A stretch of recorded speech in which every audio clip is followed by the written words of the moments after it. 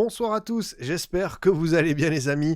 On se retrouve entre membres totalement dévastés sur mon petit prono. Je pense qu'on avait tous une victoire de la Belgique, sans doute. Moi j'avais le petit 1-0, tu vois, vraiment le petit 1-0. Je sentais le match bourbien encore une fois pour cette Belgique, mais je me suis dit, bon, le premier contre l'Égypte, c'était un peu du réglage. Et non, la bande à Rudi Garcia agace non seulement les Belges et grandement, mais nous aussi parce que vraiment on ne s'en sort pas sur cette application du diable. Et surtout pour eux, bon, je dis pas que ça se complique, hein, parce qu'il suffit d'une victoire contre la Nouvelle-Zélande, et t'es qualifié quoi qu'il arrive, hein, avec le système de meilleur troisième, et même avec 5 points, je pense que dans beaucoup de Coupes du Monde, c'est bon, tu passes au tour suivant. Mais par contre, c'est plus sur la manière, sur l'approche, sur le stress, et finalement cette équipe qui n'a pas de solution. Et je dois vous avouer que je vais pas dire que je tombe de haut, mais la Belgique, je les avais plutôt bien sur cette compétition entre la Turquie et l'Équateur, sans annoncer sincèrement que, tu vois, c'était des vainqueurs de Coupe du Monde. Mais je pensais, tu vois, que ça ferait des huitièmes de finale tranquilles, que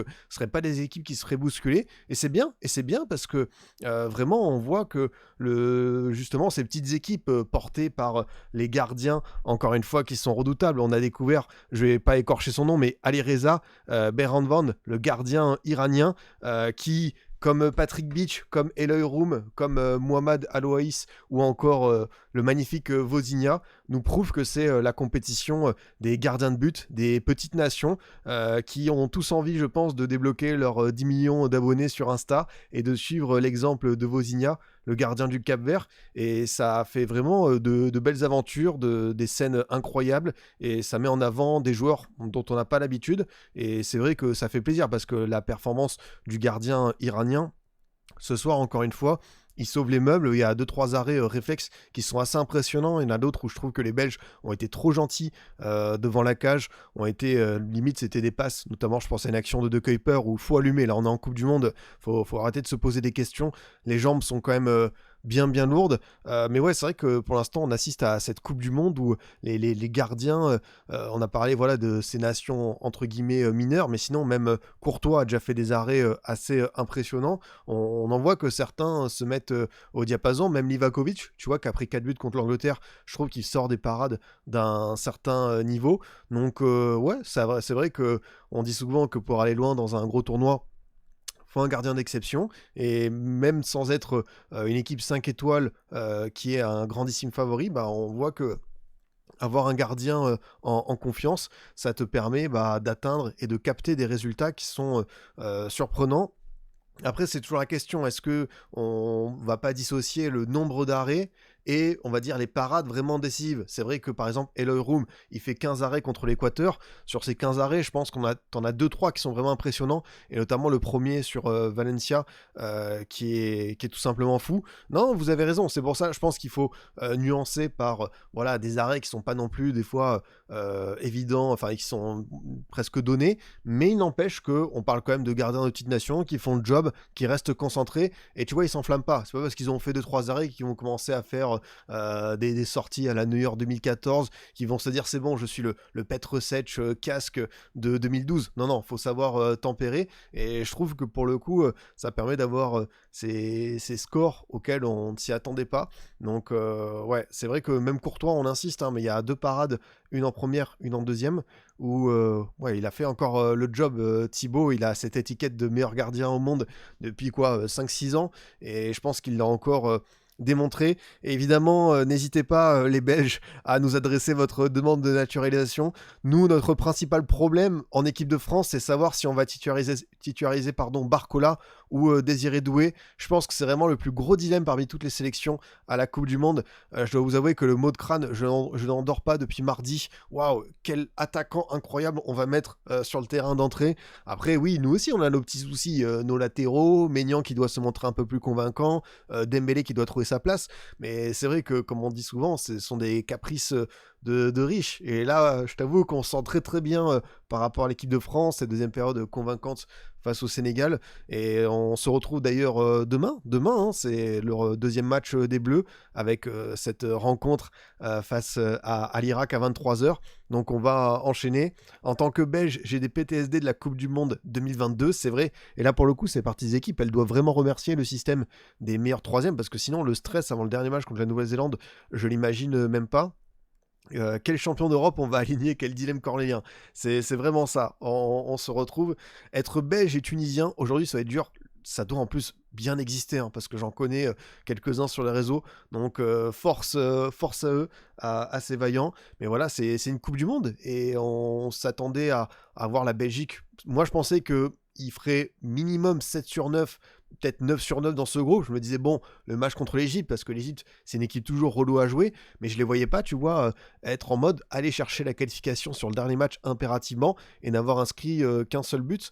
Donc, pour le coup, ces Belges-là, version Rudy Garcia, ouais, je suis déçu. Je suis déçu parce que je trouvais qu'il se passait quelque chose, qu'il y avait certains joueurs qui étaient à un vrai bon niveau.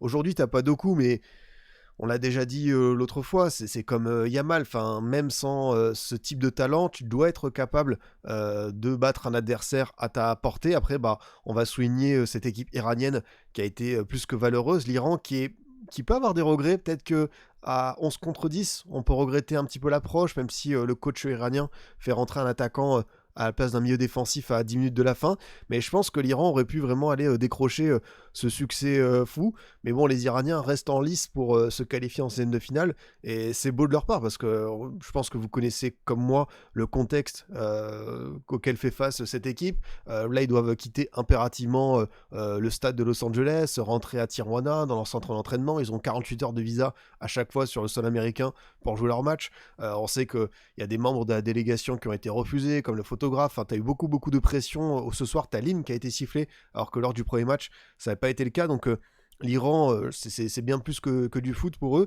Mais ce qu'ils arrivent à montrer sur le terrain, avec, tu vois, tout ce qui se passe autour, je trouve que c'est quand même pas mal. Déjà, le match contre la Nouvelle-Zélande, moi j'étais plus étonné des Néo-Zélandais et de leur système de jeu, de leurs intentions, de cette connexion entre Elijah Just et Chris Wood. Mais l'Iran avait bien répondu avec Rezaïan, le latéral qui avait été buteur et passeur décisif.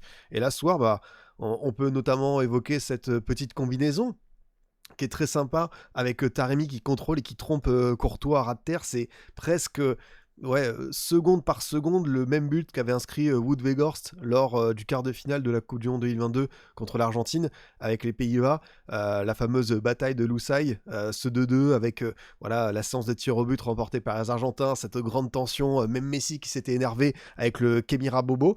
Mais mine de rien, je me demande si voilà, on a grandement je vais pas dire progressé parce que le terme progrès va peut-être être mal vu parce que ces fameuses phases sur corner, elles agacent, mais on a maximisé, voilà, on va dire les coups de pied arrêtés type corner, les touches également, les touches longues, c'est devenu un facteur de plus en plus dominant. Je me demande si l'évolution footballistique des 5 prochaines années sur les coups de pied arrêtés, ça va pas être ces petites combinaisons sur coup franc parce que dans un foot où tu cherches à chaque fois à maximiser, à aller chercher le moindre petit détail, je me demande si ces fameux entraîneurs des coups de pied arrêtés comme Nicolas Jauvert vont pas trouver des nouvelles tactiques à développer au 20-25 mètres sur un coup franc. Alors après, un coup franc, c'est toujours à 95%, t'as envie de le taper quand t'as voilà, un bon pied droit, quand t'as un bon gaucher, c'est vrai que ça peut te résoudre le problème, mais pour surprendre l'adversaire, avoir ces combinaisons-là, parce que je trouvais vraiment que le but iranien qui a été refusé pour un petit hors-jeu, bah il se tient, moi je l'ai bien aimé quoi. Youss Leroy qui a annoncé le nul entre Belgique et Iran. Bah franchement, il est bon. Hein. Moi j'avais vu 1-0 pour la Belgique, je voyais un match cadenassé dur, mais je pensais pas à ce point. Donc bravo à ceux parce qu'on se moque. Mais il y en a qui mettent pas mal de points et ça permet d'enclencher. Pourtant là j'étais sur un début de quelque chose. J'avais le Japon, j'avais l'Espagne, j'avais mis quelques points.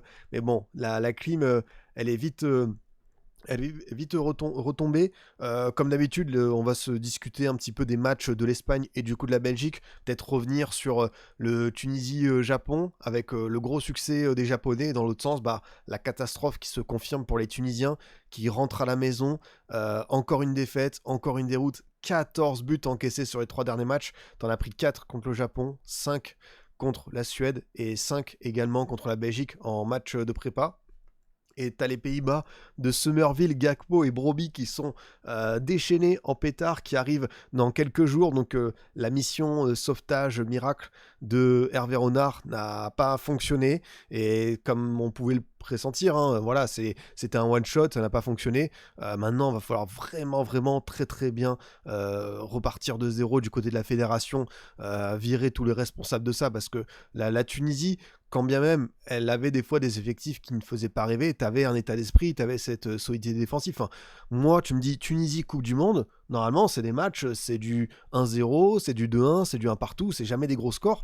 Là, j'ai rarement vu une Tunisie autant dépassée. Donc, attention aux prochains jours, aux prochaines semaines.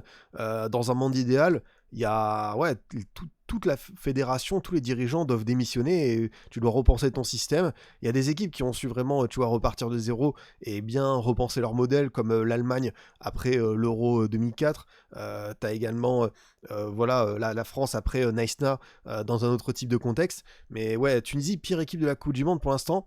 En vrai, quand je regardais le groupe, c'est la place que je pouvais attendre. Enfin, j'hésitais peut-être la troisième avec la Suède, mais bon, on a vu au premier match qu'il n'y avait pas photo.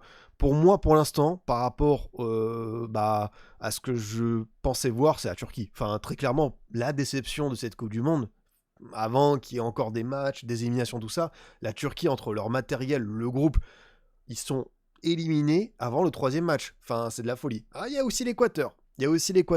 Peut-être, vous savez quoi, on va faire votre déception. On va faire votre déception, voir vers qui ça penche. C'est vrai que l'Équateur, c'est pas mal également de les mettre un petit peu en avant, parce qu'ils ont toujours pas marqué après 180 minutes. T'as ce nul contre Curaçao qui est quand même un petit peu honteux. T'as aussi, voilà, ces attaquants, les Plata, les Valencia, les Rodriguez, ça ne fonctionne pas. Et c'est quand même assez dur. C'est vrai que Eloy Room a été en état de grâce. Après, il y a des actions, ils n'ont pas le droit. Enfin, au bout d'un moment, je veux bien que le gardien, ce soit son moment héroïque, que comme Bosigna, il veut faire le buzz sur les réseaux. Mais ouais, là, la finition, c'est pas possible, quoi. Sinon, j'espère que vous allez bien, que vous passez toujours un bon petit mondial. Avec le chat qui est bien présent. Vous êtes encore plus de 240 à me suivre un dimanche soir à 23h30, alors que c'est la canicule, qu'il y a la fête de la musique. Mais voilà, plutôt que d'écouter une reprise à la guitare de Wonderwall d'Oasis, vous êtes avec moi, et ça me fait toujours plaisir. Avec Rudy Couscous, Spectre, Yadiz, Pingu, on a aussi l'ours, Brestonio, Anthony, Louis, Observateur, Rastafari, Melody, Barsona. J'espère que vous êtes en forme, les rois. Et Soso Chat, la modératrice, qui vous rappelle, si bien sûr vous aimez les émissions, n'hésitez pas à liker, à commenter, vous abonner. Et comme toujours en podcast avec le Cop de Scipion, ce soir c'est un débrief assez court, parce que il y a le Uruguay-Cap-Vert qui va arriver. Et surtout, demain c'est la big journée, hein. C'est double émission d'hors-jeu, c'est le Togo à 19h, Argentine-Autriche. Et on va suivre ça avec un certain Bruce Granek. Donc je m'en délecte d'avance. Et ouais, on va juste évoquer les petits matchs comme ça. Et je vous lâcherai au moment du Uruguay-Cap-Vert. Peut-être voir les compos Uruguay-Cap-Vert. Ça dit quoi? Match à minuit, c'est bien. Je préfère quand il y a le match à minuit et pas 2 heures d'écart, parce que là ça commence à devenir dur quand tu dois attendre autant. Demain il y a hors-jeu. Il y a hors-jeu en plateau à midi, la quotidienne, et il y a également un hors-jeu à 23h. Donc non, le match est à 23h, du coup il y a hors-jeu à 1h du mat. La journée demain, je pense qu'à la sieste de l'après-midi, la sieste vraiment, vous savez, réparatrice, là je ne vis que pour ça désormais. Donc on va y aller. Mais ouais, comme le match est en décalé, après nous la France, ça va, on n'a pas des horaires non plus abusés comme d'autres, mais c'est vrai que ça picote un petit peu, quoi. À la fin, à 1h du mat pour faire un plateau, il faudra être encore lucide et en forme. Du coup, côté uruguayen, donc comme attendu, on n'a pas Darwin qui est titulaire. On part, je pense, sur l'équipe qui a marqué pas mal de points sur la fin de match pour Bielsa face à l'Arabie Saoudite, avec Muslera dans les cages, Sanabria, Oliveira, Cáceres, Varela en défense, Ugarte, Betancourt, Valverde, et puis on a Maxi Araujo, Vignas et Canobio sur le front de l'attaque. Côté Cap-Vert, on repart avec quelques héros comme Vozinha, Dino Borges qui avait été très bon, on a Cabral, Lopez, Moreira, Pina, Ryan Mendes, Arcanjo, Montero, Rodriguez et Ben Chimol sur le front de l'attaque. Il n'y a pas le bon vieux Livramento, car je sais pas combien de ballons il a touché contre l'Espagne, mais c'était pas évident. Moi, je suis parti sur victoire Uruguay 2-1. Et pour le pour le Nouvelle-Zélande-Égypte, pardon, j'ai tenté le nul. Je pense que l'Égypte peut le faire, mais je sais pas, la Nouvelle-Zélande m'a bien plu. Peut-être que Belgique-Nouvelle-Zélande, ça sera pour le coup plus pour les Diables Rouges. Quoique, on ne sait pas désormais dans ce groupe G qu'il y a plein de surprises. Mais j'ai tenté, voilà, on sait que l'Égypte aime bien être en mode outsider. Quand ça doit confirmer, j'attends de voir. Je pense que la Nouvelle-Zélande peut encore nous régaler footballistiquement ce soir à 3h du mat. Après, bon, bah, s'il y a Salah, s'il y a Marmouche, si t'as Trezeguet, Zizou et bien sûr Achour, attention à cette équipe-là. Mais ouais, c'est vrai que pour aller sur le petit Belgique-Iran, il a encore été incroyable, ce gardien iranien Alireza Behranvand qui a sorti pas mal d'arrêts. Du coup, on va aller sur le compteur d'arrêts, 9,22 notes, il est sur 7 arrêts et il a évité surtout 1,70. Ça, c'est une bonne stat pour ceux qui voudraient peut-être pondérer, savoir si un gardien qui a fait une quinzaine d'arrêts, est-ce qu'on peut se dire que c'est 15 arrêts mais il va chercher des frappes à 0,01 DG de 35 mètres, voilà, à moins d'être Juninho 2005, ça rentre jamais. Là pour le coup c'est quand même un beau total parce que c'est 1,70, donc il a fait le job et il y en a certains qui sont assez impressionnants, hein. Je pense que c'est celui-ci à la 59e qui va chercher. Ouais, en vrai il peut être quand même fier de son match, le gardien iranien, comme tout le reste de l'équipe. Franchement, j'insiste, mais l'Iran dans ce contexte, ça montre de très belles choses. Ah, mais c'est le gardien de la Coupe du Monde 2018 qui avait arrêté le péno de Ronaldo. Oui, exactement. Lui également, si vous tapez peut-être des compilations, c'est un gardien qui est connu pour avoir des relances à la main. Mais genre, dans une autre vie, il était lanceur de poids aux Jeux Olympiques pour l'Iran. Enfin, vraiment, il a un bras pour envoyer des ballons au-delà de la ligne médiane. Et c'est vrai que moi, je l'ai reconnu par rapport aux autocollants Panini. Bon, voilà, chacun ses astuces. Mais ce soir, il n'a pas seulement brillé par rapport à ce penalty, par rapport à ça, mais ses relances de 70 mètres. Mais cette capacité à vraiment ne pas encaisser de but. Et ouais, c'est vrai que notre ami Behranvand, comme je le disais, c'est la Coupe du Monde des gardiens qu'on ne connaît pas trop, avec Vozinha qui devient une star mondiale à 40 ans, avec Patrick Beach, le choix fort de Popovic, le coach australien qui l'a mis à la place de Matthew Ryan, Aloaïs, le portier saoudien qui avait déjà arrêté un penalty lors de la Coupe du Monde 2022 de l'Argentine, qui a fait un très gros match contre l'Uruguay avec plusieurs parades sur Valverde à la fin du match où c'était grandiose. Bon, ce soir il n'a pas pu faire grand chose contre l'Espagne qui se révèle. J'ai aussi Eloy Room, hein, le goal de Curaçao, et j'insiste, mais la première parade sur Valencia, elle est assez folle, et voilà, il lui aussi... et en plus, ce qui est bien, c'est que c'est des gardiens, à part Patrick Beach, tu vois, ils ont plus de 30 ans, enfin, Eloy Room, il en a 37, Vozinha, il en a 40, Aloaïs, je crois qu'il en a 32, Behranvand, il a 33, enfin, c'est vraiment des gardiens, tu sais, ils sont... Après, on sait que ça vieillit mieux que des joueurs de champ, mais ils ont pas, tu vois... beaucoup de choses à prouver encore dans leur carrière parce que c'est normalement déjà derrière eux. D'ailleurs, j'ai vu une information sur Vozinha qui est incroyable. Vozinha, quand il finit sa saison en club l'été, il est prof de beach volley. Et genre, cette année, il a envoyé apparemment une lettre de dérogation en mode « Bon, désolé, mais cette saison, je pourrais pas assurer le côté estival. Il faudra trouver un autre prof de beach volley parce que voilà, il y a la Coupe du Monde et puis je pense que je vais être pas mal occupé. » Donc, très rigolo, la carrière et le destin de Vozinha. Juste pour vos déceptions, c'était à égalité Équateur et Belgique à 38% chacun. Donc, ouais, c'est vrai que pour l'instant, on a des équipes qui ne répondent pas présent. Et ouais, je suis belge, j'ai trop honte de mon équipe. Romelu Lukaku, il fait une super entrée contre l'Égypte. Il donne ce but où il va la chercher. Voilà, il presse l'Égyptien qui va marquer contre son camp Annie. Maintenant, est-ce que tu peux vraiment compter sur lui comme titulaire en 2026 ? Je le préfère comme super sub, très clairement. Mais j'ai vu des actions où Romelu Lukaku est lancé dans la profondeur en 2026. Est-ce qu'on s'est pas trompé ? Je suis pas à l'Euro 2016 en France avec un Belgique-Irlande à Bordeaux où Fellaini et Moussa Dembélé tentent de combiner avec De Bruyne pour lancer Hazard ou Mertens et trouver Lukaku avec des espaces. Non, c'est Lukaku en 2026, c'est pas possible. T'as pas d'autre neuf et De Ketelaere est pas possible à ce poste. C'est peut-être une des limites de la construction de la liste. Alors si on veut lancer des joueurs en profondeur, t'as un certain Mathias Fernandes Pardo. Alors c'est vrai qu'il rentre à 10 minutes de la fin, il y a cette situation où il va très vite et Berend Van l'intercepte pas mal. T'as aussi une action, il se met sur son pied droit, il enroule, mais bon, malheureusement, ça s'envole dans le ciel californien. Mais je pense qu'un Fernand Pardo, il doit pas jouer juste 15-20 minutes depuis le début de la Coupe du Monde. T'as besoin de lui pour essayer, tu vois, d'apporter quelque chose sur ce front de l'attaque belge. Et ouais, c'est une équipe qui est un peu triste, quoi. Je vois pas, à part Doku, on l'a vu, tu vois, quand il a été mis en position axiale contre l'Égypte, où il se passait quelque chose. Après, Doku, sur son couloir, était tombé contre un très bon client lors du match face à l'Égypte. Maintenant, Doku n'est pas là, et tu dois être en mesure de faire bien mieux. Et là, la Belgique se complique la tâche. Tu vas aborder ce dernier match contre la Nouvelle-Zélande avec un certain trouillomètre. Et surtout, je trouve que tu as peu de certitude dans ce 11. C'est ça qui m'inquiète, c'est que voilà, sur les 11 là, qui fait pour l'instant une bonne Coupe du Monde? Je pense que Courtois est là. Ngoy, il y a le carton rouge, donc ça gâche pas mal de choses. Et c'est dur pour lui parce que sinon, il était quand même bon. Mekele, moi, je le trouve bien.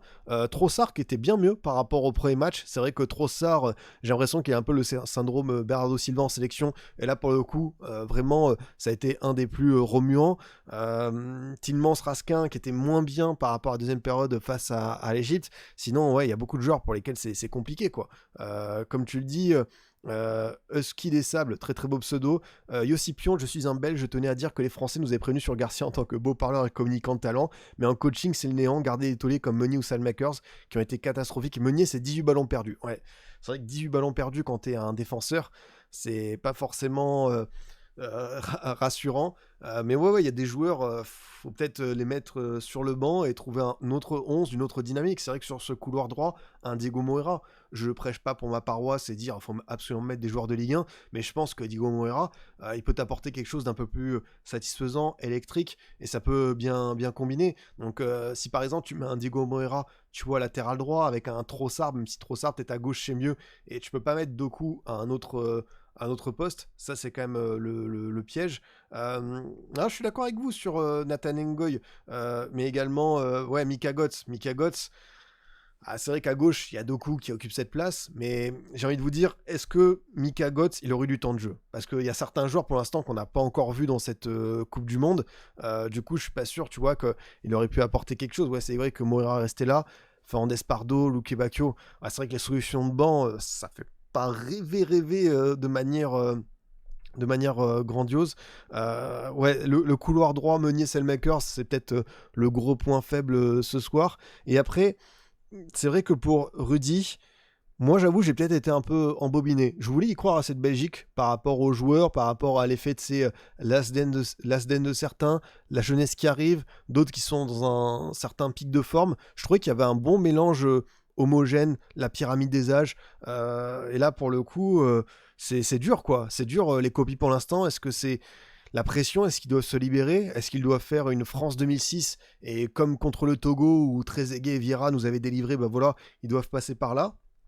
Maintenant, attention, parce que si l'Égypte tape cette équipe de Nouvelle-Zélande et ensuite enchaîne par l'Iran, l'Égypte qui termine première, je sais pas où la Belgique serait du coup rebasculée, mais là on les attendait, tu vois, dans cette partie de tableau avec les USA et un potentiel quart de finale hyper accessible. Aujourd'hui la Belgique pourrait rencontrer l'Argentine en huitième de finale, et encore, t'as l'Australie à passer. L'Australie, le match qu'ils ont fait contre la Turquie, je pense que les USA, ils ont un peu abusé à laisser Irankunda sur le banc, mais l'Australie avec Irankunda, Touré et Kolpato d'entrée, en scène de finale, la Belgique de Rudy Garcia qui a un mal fou contre les blocs bas, alors là, les Australiens, je mets une petite pièce là-dessus, hein. Franchement, c'est inquiétant, mais ouais, tu bascules dans une peut-être partie de tableau où tu seras pas forcément à ton aise, et attention, j'ai même pas évoqué cette possibilité d'être meilleur troisième, donc ça va être un petit peu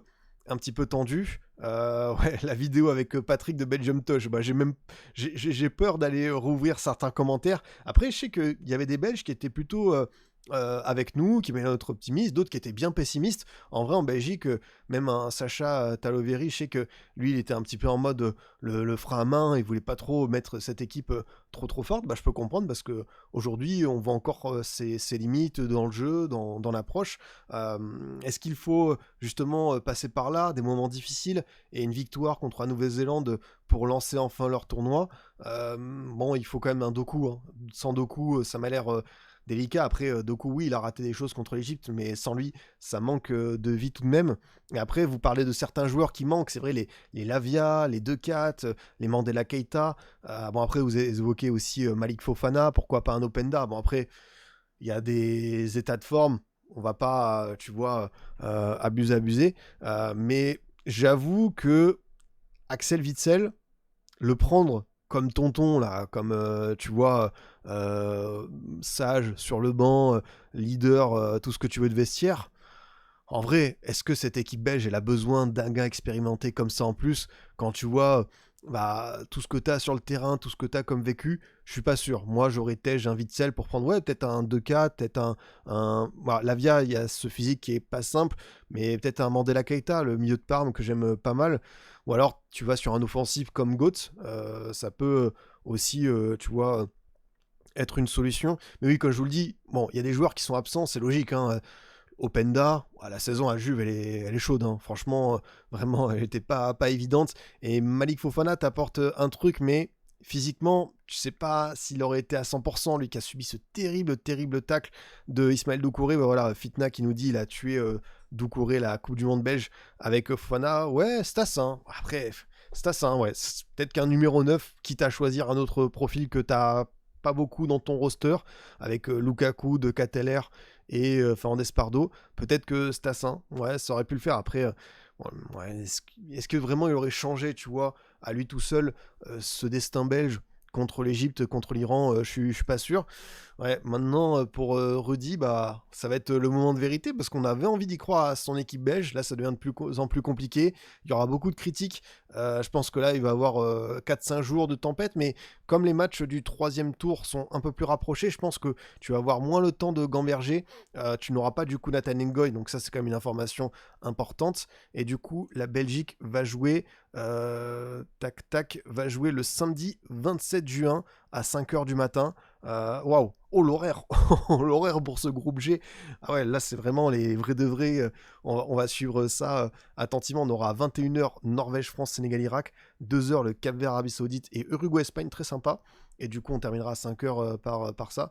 Ah ouais, là c'est vraiment pour ceux qui aiment. Ouais, c'est l'horaire pour vous les Belges là, il est terrible quoi. Ça fait 12 ans qu'on n'a pas eu un coach belge qui tape dans le tas et qui ose gueuler dans le vestiaire et qui fait des changements impactants et fait réfléchir des joueurs. À quand la grande révolution? Ça en a fait des Belges. C'est vrai que tu as enchaîné avec Martinez, avec Tedesco, avec Garcia. Alors, le mondial n'est pas encore terminé, mais peut-être trouver un technicien qui puisse t'apporter voilà, ce vécu local, un mec qui vient du championnat. Il y en a eu quelques-uns. Je pense qu'un Pocoyoli serait trop tôt, tu vois. Ouais, Wilmots, je peux comprendre. Il avait de la gueule. Ouais, ça c'est sûr que Wilmots, au niveau communication, il imposait. Compagnie, frérot, j'aime bien, hein, mais là, c'est parmi les rêves inaccessibles. Hein. Là, faut redescendre un petit peu. Non, mais franchement, des coachs belges que tu pourrais aller chercher. Ouais, t'en as. Bah, Wistil, il vient de s'engager avec la GIA. Philippe Clément, ouais. Après, Philippe Clément, est-ce que ça fait grandement rêver? Pourquoi pas? Mais ouais, il y en a quelques-uns dans le championnat. En vrai, je pense qu'il y a des bons techniciens belges. Et c'est peut-être l'occasion de revenir là-dessus. Tu penses quoi de Ralf Rangnick? Bah, très bon penseur de football moderne avec ce qu'il a développé du côté de Red Bull, de Salzbourg, de Leipzig. Là, avec l'Autriche, franchement, j'aime bien son équipe. Donc, en vrai, comme style de jeu, peut-être qu'il faudrait aller chercher, mais je comprends les Belges qui veulent cette tentation. Ouais, Michel Prudhomme, ouais. C'est vrai que t'en as quelques-uns qui pourraient candidater. Ah, Hervé Renard, bah... Est-ce que Hervé Renard, il veut pas faire l'aller-retour entre le camp de base tunisien et celui de la Belgique pour faire une petite mission commando et battre la Nouvelle-Zélande, sortir cette chemise blanche et pas la cravate rouge comme l'a fait Rudy Garcia au premier match? Ah, Eric Guéretz, après, il y en a certains que vous citez, ils sont quand même assez âgés, ils sont fatigués, donc on va peut-être pas aller les déranger. Je pense qu'ils ont déjà eu une vie bien remplie, et Eric Gerets, respect incroyable, mais je pense qu'il est plus forcément en mesure de le faire. Mais ouais, c'est dommage parce que vous imaginez, au bout du deuxième match, on parle déjà d'un potentiel remplaçant et le mondial n'est pas terminé. Maintenant, il faudrait quand même qu'on trouve un peu plus de leaders. C'est pour ça que j'ai bien envie d'être dans la nuit de vendredi pour voir les petits choix tactiques, les prises de risques, et surtout s'il y a des changements de statut. Est-ce que pour la Nouvelle-Zélande, on reste voilà, sur cette ossature-là, ou est-ce qu'on bouge un peu plus? Mais pour le coup, c'est une Belgique qui a été triste. On va pas oublier non plus qu'ils ont pas mal de situations avec celle de Kuiper, que voilà, Lukaku... avec un physique un peu plus établi, je pense qu'il aurait pu aller en chercher. Après, même le mondial de De Bruyne, il a eu le plus de touches de balle dans la surface adverse, a tenté le plus de tirs. Il joue 87 minutes, mais pourtant j'ai l'impression qu'il manque quelque chose chez ce De Bruyne-là. Après, c'est vrai que 34 ans, mais j'espère revoir un jour ce De Bruyne-là, tu vois, qui... Il pouvait faire la différence à tout instant. Ouais, c'est vrai que pour l'instant, il est un peu mid. Oui, c'est comme Modric avec la Croatie. C'est des joueurs qu'on a tellement appréciés. T'as pas envie de les brusquer, mais... Tonton, allez, on espère que tu vas pouvoir nous montrer quelque chose d'un peu plus soyeux. Peut-être qu'un 2K dans son rôle de la Talenta, va lui passer devant. Bah, il y a ce poteau contre l'Égypte, mais sur 2 matchs, ça fait pas grand-chose où on peut s'enflammer, quoi. C'est fou parce que on sent que par moment, il réussit toujours à se mettre niveau appui sur un pas et te faire ce centre, cette vision. Mais quand t'es KDB, t'attends plus. Un petit inside, le New York Times a calculé le déficit de la fédération lors de la vraie génération dorée niveau marketing thune à se faire. On parle d'un manque à gagner de quelques 20 millions. Ça aurait été sympa pour investir dans un vrai coach post-2022 et pas déjà faire 3 coachs en 4 ans. Ah bah, on allait évoquer le cas tunisien, mais c'est vrai que certaines fédérations, malheureusement, il y a des poules aux œufs d'or et il y a des dirigeants qui mangent très bien. Et derrière, ça c'est compliqué. Ouais, c'est vrai que cette satisfaction pour la Belgique, elle est derrière. Mekele, j'aime bien. Ngoy, c'est tellement dommage ce carton rouge. Et déjà, 1 minute 30, 2 minutes avant, il y a une petite alerte. Donc, il doit se mettre un peu plus en confiance et éviter ce genre d'étourderie. Parce qu'en Ligue 1, on l'a vu faire ça avec le LOSC, surtout sur la première partie de saison. Mais en Ligue 1, ça a agacé un Genesio, ça a agacé ses partenaires, ça a agacé les supporters du LOSC. Là, en Coupe du Monde, t'as pas le droit à l'erreur. Enfin, très clairement, déjà, il va sauter pour le match contre les Néo Z. Et en plus, voilà, si ça se passe bien pour l'autre charnière, j'espère qu'il perdra pas sa place. Mais en tout cas, il faut que Ngoy, s'il veut devenir un... Et je pense qu'il il a des atouts, des qualités pour s'imposer comme un central très sympa de sa génération. Mais il doit être en mesure, tu vois, de gommer ces petits trucs. Après, Ngoy, je crois qu'il a 21 ans, 23 ans. Ouais, 23 ans. 23 ans... Bon, ça reste jeune, hein, surtout pour un central, mais il doit s'améliorer là-dessus. Et sinon, avant de parler de l'Espagne, bah, bravo aux Iraniens, parce que ça fait encore un nul. Là, c'est vraiment un vrai exploit d'aller chercher ce résultat contre la Belgique. Un petit regret, c'est oui, parce que le rouge d'Engoy, il arrive à 66e, t'as une demi-heure derrière. T'aurais pu un peu plus y croire pour ce succès prestigieux et assurer la qualification. Maintenant, bah, je pense que tu peux quand même bien travailler pour le match contre l'Égypte. C'est dommage vraiment cette combinaison avec Taremi sur le coup franc, je l'ai bien apprécié. Mais ouais, l'Iran, bah, ils avaient battu le Pays de Galles en plus dans leur groupe. En 2022, ils étaient avec également l'Angleterre. Bon là, ils avaient un peu implosé, ils avaient pris 6 buts, ils avaient perdu contre les USA. Mais l'Iran, la Coupe du Monde, en vrai, on voit des choses depuis... depuis 2014, bon, ils avaient fait, je crois, dernier de groupe avec 1 point.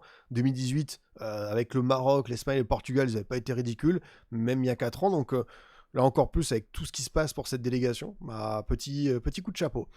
On avait aussi aujourd'hui un match qui nous intéressait grandement avec cette entrée en lice de l'Espagne.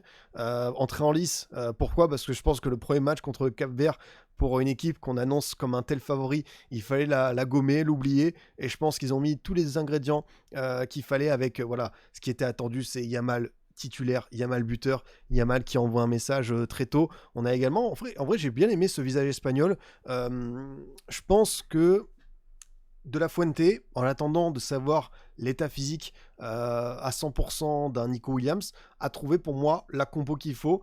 Peut-être que sur certains registres, tu mettras peut-être un Olmo sur un côté, mais je suis pas fan, et tu remettras Fabian, tu vois, dans l'autre jeu. Mais je trouve que ça fonctionne bien, parce que la relation Pedro Porro-Yamal sur la première période, elle est là. beaucoup apprécié Cucurella et Baena pendant 1 heure de jeu. Baena qui fait pas une bonne saison à Atlético. J'aimais beaucoup à Villarreal, mais du côté des Colchoneros, ça l'a pas fait pour l'instant. On sait que le logiciel du Cholo, c'est pas simple à installer sur un ordinateur. Donc, des fois, ça prend du temps. Et pour Baena, c'est peut-être 1 an d'apprentissage. Après, oui, je peux comprendre qu'on doit relativiser par rapport à l'adversité. Mais bon, contre le Cap-Vert, on a vu des choses qui n'allaient pas du tout. On a vu des joueurs qui n'étaient pas à leur poste. On a vu certains qui étaient en manque d'inspiration, de jambes. Et là, pour le coup, l'Espagne a respecté un peu son statut, pas loin du 5-0 avec le but de Ferran refusé pour hors-jeu.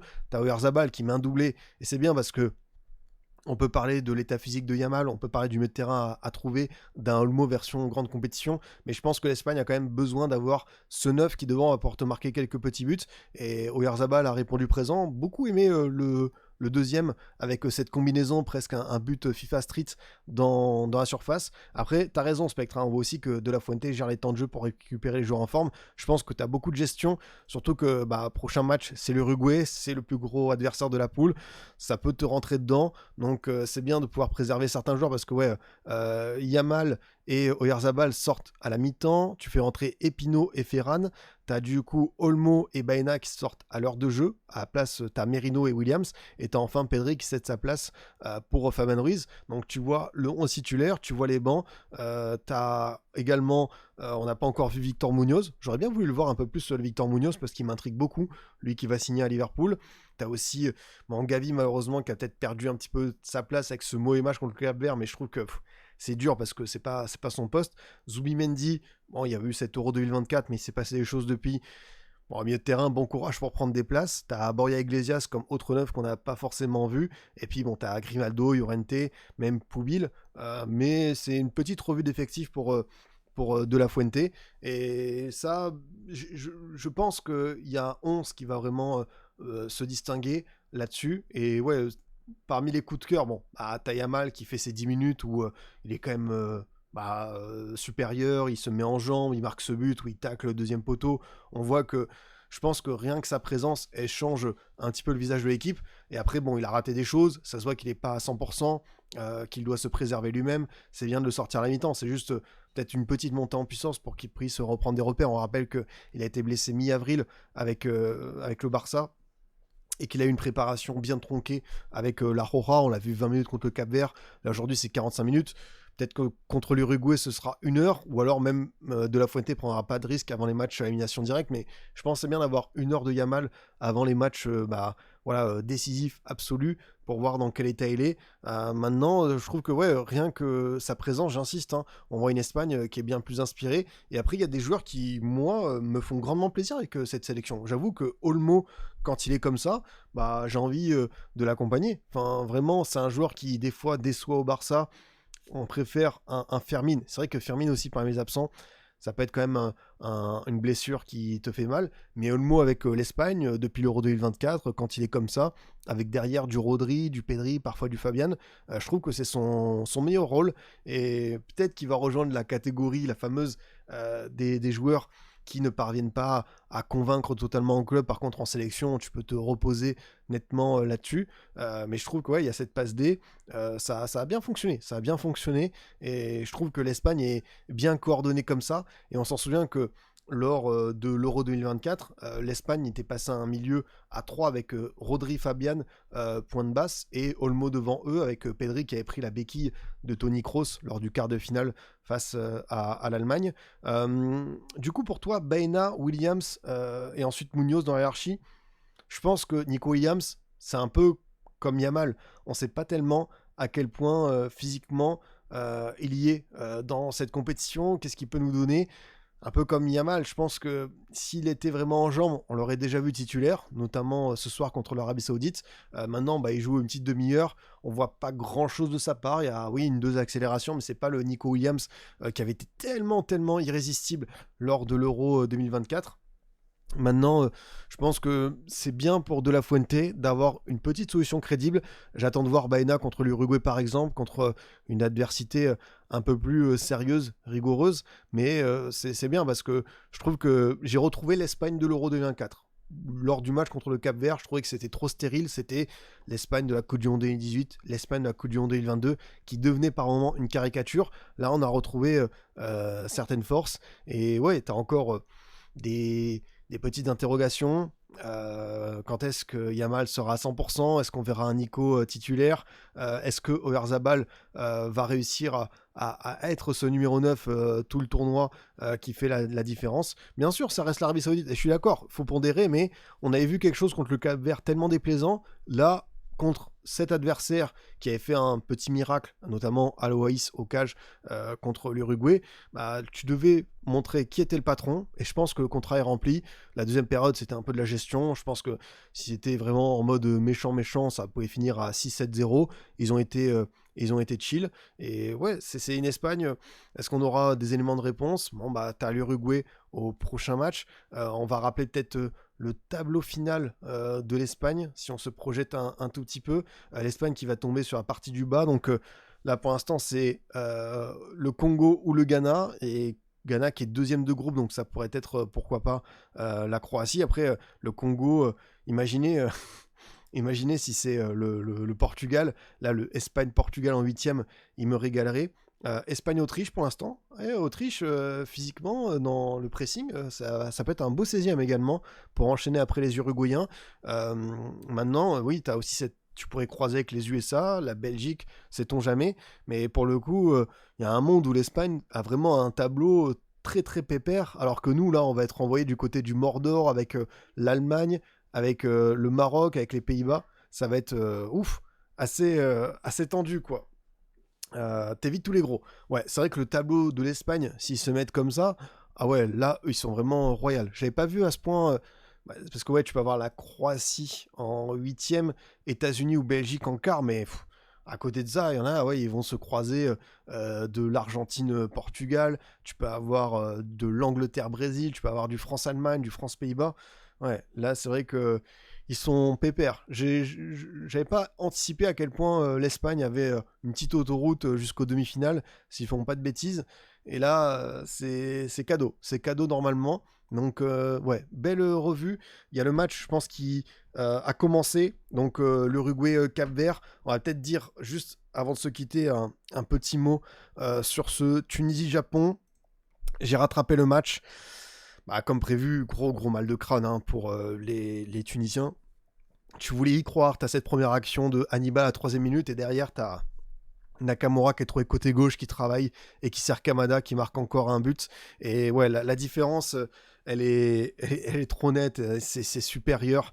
Et là, qu'est-ce que tu veux faire contre cette équipe? Sincèrement, ils sont tombés dans un groupe vraiment relevé, et eux-mêmes, avec tous leurs problèmes, ça pouvait pas exister. En plus, on a vu que contre la Suède, t'as été naïf, tu t'es fait punir, et là, bah, tu tombes de haut, parce que Hervé Renard, ça t'a apporté un petit électrochoc, un petit sentiment, allez, pourquoi pas, on n'a rien à perdre. Mais très très vite, t'as été réduite au silence, t'es mené 2-0 à la mi-temps, et le Japon a vraiment déroulé son football, parce que défensivement, c'était trop sympa. Il y a peut-être un petit coup de mieux au retour des vestiaires pendant 15-20 minutes, si on veut vraiment chercher de l'optimisme fou.